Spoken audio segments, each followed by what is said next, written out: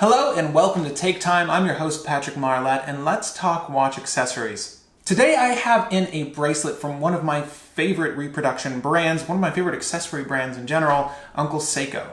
Larry over at Uncle Seiko recently created an H-link tapered bracelet for the 6139 chronograph. But here's the cool part. If you are a Seiko fanatic like myself, you'll note that the original 6139 6005, like mine in this instance, had hollow end links. This one, however, has solid end links. So right here I have my 6139 6005. I just recently acquired this. It's a single owner watch, and it's in pretty decent shape. There's a few nicks and scratches here and there. But on the watch right now, I have Larry's solid link bracelet. So not only are the end links solid, and I'm going to illustrate them here, the bracelet itself has solid links.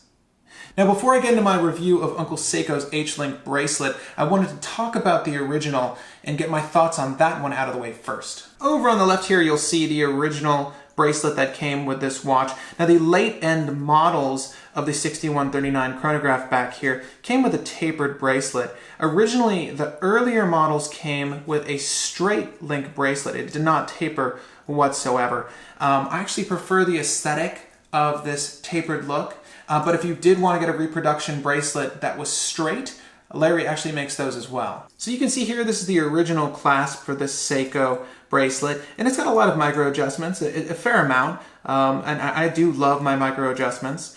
You can see some literature down here. It's all stainless steel. That's great. Japan Z. I have no idea what that means. Over here on this end, we've got the links themselves. They are folded over, so they don't have that much weight to them. They don't feel that substantial, but I will say there are some positives to lighter bracelets like this. They're actually very comfortable on the wrist, and I wish there was a way I could prove it to you. But maybe I'll just encourage you to find one of these with the bracelet, and you can see what I'm talking about yourself. So the original bracelet has its own merits. I love the thing, and the only reason I'm not wearing it is because I kind of want to preserve it. Its integrity for now. The links are not too loose. I do want this to last a little bit longer. I'll probably switch between the two over time, but for now I'm going to leave it off to the side. Now, on to the bracelet in review. So you'll notice that it's a very, very faithful reproduction of the original strap. Of course, the dimensions are just a little different. We have over here a slightly larger center links, and the H-links center are just a little bit thinner. Otherwise, it does provide the same exact aesthetic. Similarly, on the Uncle Seiko bracelet, you have a very thin clasp, and it doesn't feel like a modern clasp, but then again, it wasn't supposed to. Most of his reproduction items are supposed to look and feel like the original, so this one is departed a little bit in the fact that the dimensions of the links are different, but he's done a fine job of imitating the feel of the bracelet on the wrist. As you can see here, the clasp itself is pretty thin, and it's actually bead blasted or sand blasted. I don't know what you'd consider this particular finish. Over on this end though, this is just polished, but everything else is exactly identical. It is brushed links, brushed buckle, and one thing I'd like to note while we're looking at the clasp here is that it has a ton of micro adjustments, and I love me some micro adjustments. It makes fitting this to your wrist so much easier.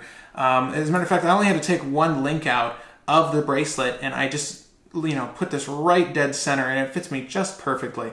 A little bit of wiggle room. It was hot. It's now becoming fall, so it's definitely getting colder.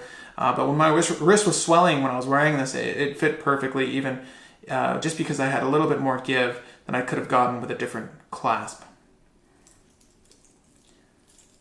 And as you can tell, it looks pretty fantastic on the watch itself. And I'm going to give you a quick wrist shot so you can see how this looks. And just a little bit of a distance shot for you so you can see how good it's going to look on your wrist while you're sporting it yourself. And now for your own admiration, just down here in the B cam. So you'll note that on the table behind us here, there are spring bars. Those are the original spring bars that came with my watch. And there are also a series of end links. Now this is where I'm going to touch on some of the bad notes when it came to this bracelet. So I want you guys to know that a new old stock 6139 bracelet is going to cost you right around $100, if not just a little bit more. You may luck out and find an original bracelet that will come with your watch, but it might not always come with all the links, or it might not even be appropriate for your version. Now the Uncle Seiko bracelet comes in at $65, so it's a pretty great deal. And this is actually the more expensive bracelet he sells. The non-tapered version is just a little less. And that's because this one comes with these solid end links. Now this is actually the sour note I have to mention. The only reason I'm not using these end links is that they don't actually fit my watch. This is probably the main selling point for this item, and it doesn't fit the watch. And it's a shame, because what it would look like is just a completely flush end link, and it would connect the side of the case and the sides of the lug with this beautifully brushed end link here, but it just doesn't work. And the unfortunate bit is that I really wanted it to work. Now in Larry's defense, over on the website, he does state that these are machined specifically to fit the watch, but sometimes the machining doesn't come out precise enough. He provides you with the second set of hollow end links to fit the watch. Now, I actually have the original end links on the watch because, you know, the kind of wear and tear that exists on them matches the case very well, and I just like that aesthetic overall. But these do fit, and the solid ones don't. What he would recommend doing is shaving it. Now, you can actually take this to a machinist and have them shave it, or if you have a Dremel and patience, you can just shave this side down, or at least that's the problem I have found when I was trying to put these end links on. There's just a little too much metal on this end of the end link, and it just doesn't fit the case, or at least allow the spring bar to fit alongside the case here. So overall, my final verdict on the bracelet, I